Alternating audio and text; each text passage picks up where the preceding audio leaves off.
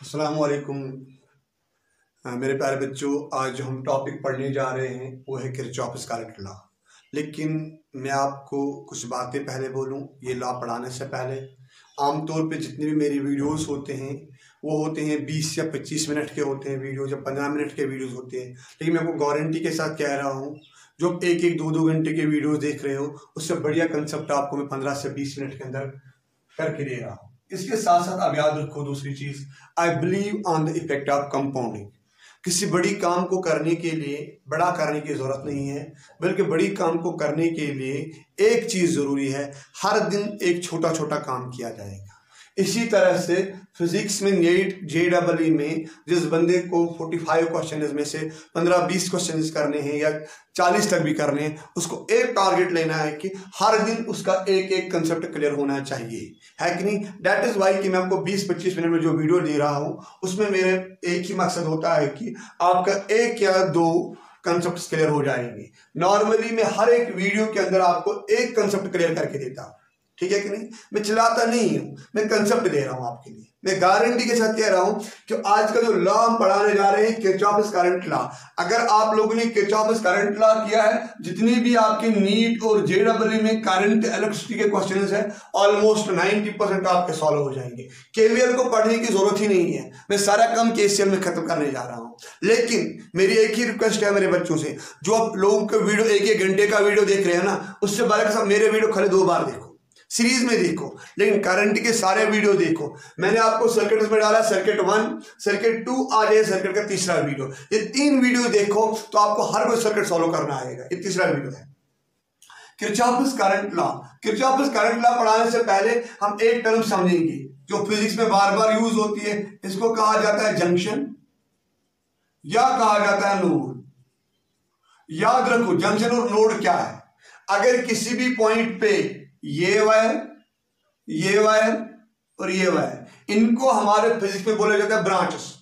1, 2 और 3 branches meet होते हैं, तब हम इसको बोला जाता है, जा सकते हैं नोड, या हम इसको बोलेंगे जंक्शन। यानी इससे पता चला है अगर किसी भी एक पॉइंट पे मोर देन 2 जब ब्रांच मीट करेंगे, 2 नहीं मोर देन 2 ब्रांच मीट करेंगे, उस पॉइंट को बोला जाता है नोड और जंक्शन, ठीक है कि नहीं। आजा माय डियर स्टूडेंट, क्या ये नोड है? आंसर दो मुझे। ये नोड नहीं है। क्यों? यहां पर जो मीट कर रहे हैं, यहां पर मीट कर रहे हैं 2 ब्रांच, ये ऐसे। क्या ये नोड है? ये भी नोड नहीं है, ठीक है कि नहीं। नोड के लिए इंपॉर्टेंट चीज है मोर देन 2 ब्रांच मीट करनी चाहिए। क्या ये नोड है? शाबाश।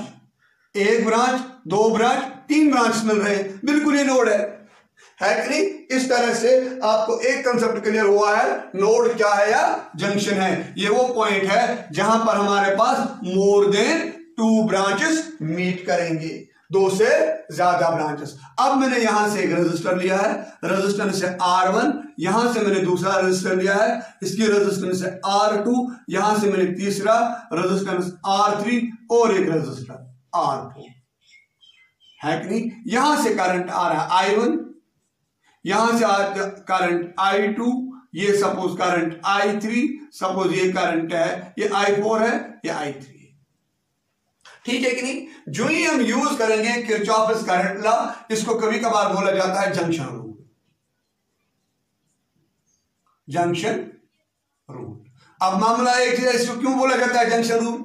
शाबाश, क्योंकि it is always applicable at the junction. We have always applied at the junction. हमेशा जब भी आप किरचॉफ्स करंट लॉ पढ़ोगे डियर स्टूडेंट्स, उसको आप यूज करोगे एट द जंक्शन पे। तो याद रखोगे जो ही जंक्शन पे होता है, हम लेते हैं यहां पर जो था इनकमिंग करंट, उसको हम लेते हैं पॉजिटिव। जो आउटगोइंग करंट होती है उसको हम लेते हैं नेगेटिव, ठीक है कि नहीं। तो फिर जो किरचॉफ्स लॉ का स्टेटमेंट है वो आसान सा स्टेटमेंट है। वो बोल रहा है at any junction the sum of currents is equal to 0। It states that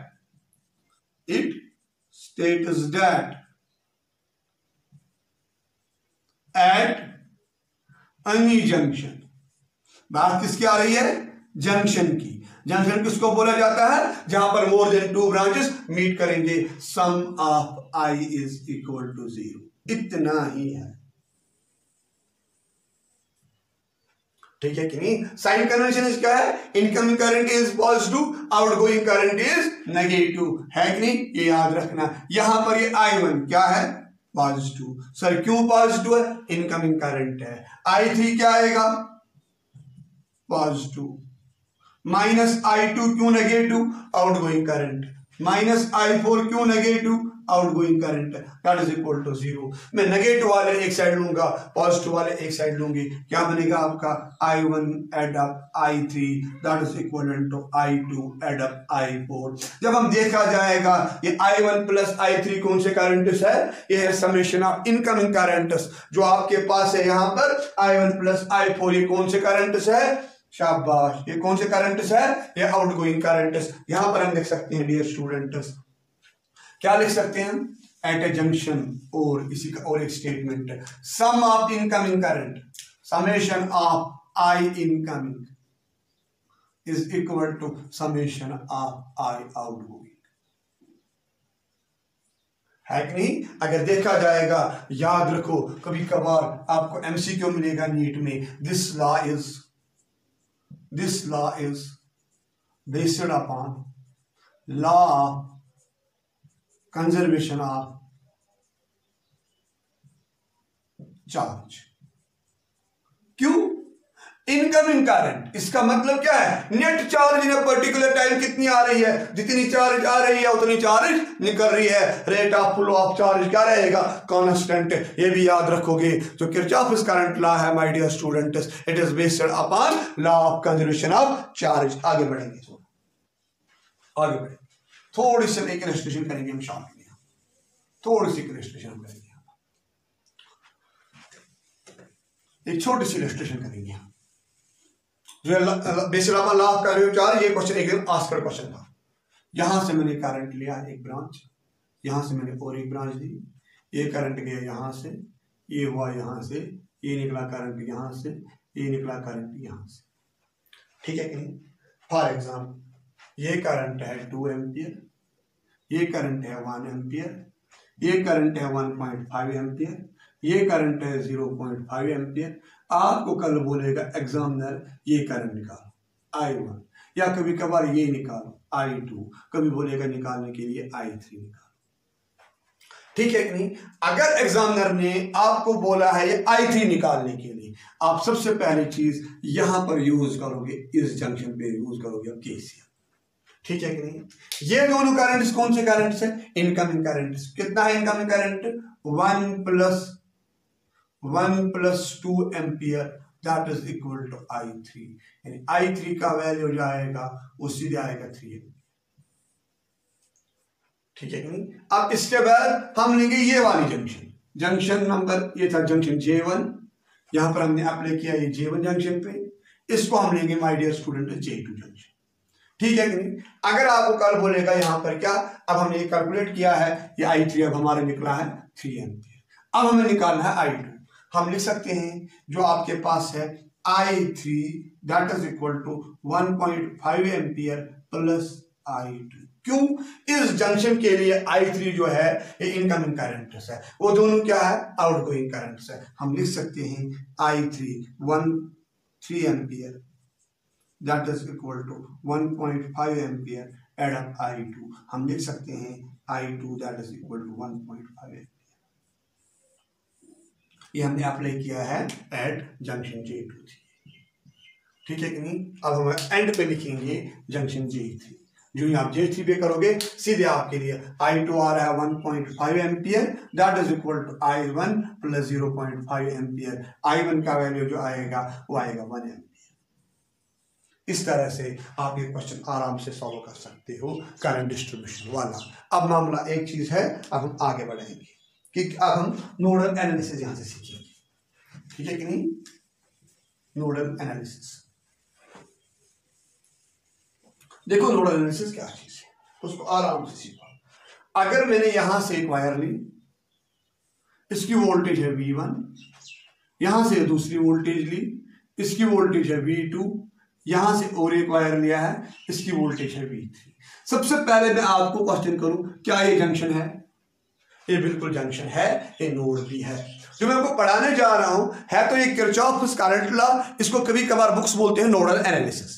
यहां से मैं स्टार्टिंग करूंगा नोडल एनालिसिस की, लेकिन इसको मैं कंप्लीट करूंगा नेक्स्ट लेक्चर में। यहां से मैं आप लोगों की सर्किट्स की बेस बनाऊंगा। ये मैंने V1 लिया है, ये मैंने V3 लिया है, ये मैंने V2 लिया है, ये मैंने V लिया है, ठीक है कि नहीं? ये रेजिस्टेंस है R1, ये रेजिस्टेंस है R2, ये रेजिस्टेंस है R3। अगर आपको कल को कोई बोलेगा इस R1 में कितना ड्रॉप हुआ, इस R1 में वोल्टेज ड्रॉप हुआ है V1 माइनस V, है कि नहीं? हम कहेंगे कि वोल्टेज ड्रॉप इन R1, क्योंकि असल में मुझे यहां पर करंट I1 निकालना है। क्या आएगा वो? Delta V that is equal to V1 minus V, यानी किसके बराबर आएगा वो? By according to Ohm's law वो आएगा I1 R1। यहां मैंने यूज किया सीधे Ohm's law. Voltage that is equal to V1 minus V, यानी I1 is equal to V1 minus V divide by R1। ये हुआ आपको यहां पर एक करंट, यहां से हमने बोला ये करंट आ रहा है, ठीक है कि नहीं? हमें पता ही नहीं कौन आउटगोइंग है कौन इनकमिंग है, हम लेके जाएंगे सारे इनकमिंग की, बाद में देखेंगे कौन क्या जा रहा है कि नहीं? हम लेके जाएंगे सारे इनकमिंग की है। जब हम ये सारे इनकमिंग के लिए अगर I है equal to V1 minus V divide by R, can I say that similarly I2 that is equivalent to क्या आएगा? V2 minus V divide by R2, I3 that is equal to V3 minus V divide by R3। इस तरह से मैंने I1, I2, I3 को calculate किया है in terms of voltage V1, V2, V3। और जो ये V है ये होगी पोटेंशियल एट दिस नोड, ठीक है कि नहीं? Can I say that I1 plus I2 plus I3 that is equal to 0। Sir ये क्यों 0 के बराबर? Because these are the three currents which are at the junction. जितने भी sum of currents at a junction होता है वो होता है हमेशा equal to 0। Substitute the values, क्या आएगा? V1 minus V divide by R1 add up V2 minus V divide by R2 add up V3 minus V divide by R3 that is equal to 0। याद रखो ये Kirchhoff's law का most important statement है। अगर आप इस statement को याद रखो आप हर कोई न्यूमेरिकल आराम से आसान कर पाओगे, ठीक है कि नहीं? माय डियर स्टूडेंट्स, आप जानते हो कि बड़े वीडियो नहीं अपलोड कर पाते। नेक्स्ट वीडियो में मैं इसी क्वेश्चन पे आगे क्वेश्चन करूंगा, उसका मैं नाम रखूंगा nodal analysis. Wish you best of luck till next video.